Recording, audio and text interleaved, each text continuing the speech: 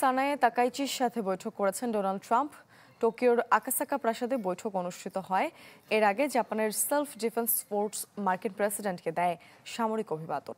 পরে বৈঠকে টোকিও এবং ওয়াশিংটনের মধ্যে বাণিজ্য ও বিরল খনিজ বিষয়ক দুটি চুক্তি সই হয়। আলোচনায় দুই নেতাই জাপান যুক্তরাষ্ট্র সম্পর্কের স্বর্ণযুগ শুরুর প্রতিশ্রুতি দেন। ডোনাল্ড ট্রাম্প ভূয়সী প্রশংসা করেন দ্বীপরাষ্ট্র জাপানের প্রথম নারী প্রধানমন্ত্রী সানায়ে তাকাইচির। বলেন, যে কোনো পরিস্থিতিতে দেশটিকে সহায়তা করতে প্রস্তুত যুক্তরাষ্ট্র। এশিয়ার সফরের অংশ হিসেবে সোমবার জাপান যান মার্কিন প্রেসিডেন্ট। দেখা করেন প্রেসিডেন্ট নারুহিতোর সাথে। জাপান থেকে আগামী বৃহস্পতিবার দক্ষিণ কোরিয়ায় যাবেন তিনি। সেখানে আলোচনা করবেন চীনের প্রেসিডেন্ট সি জিনপিং এর সাথে।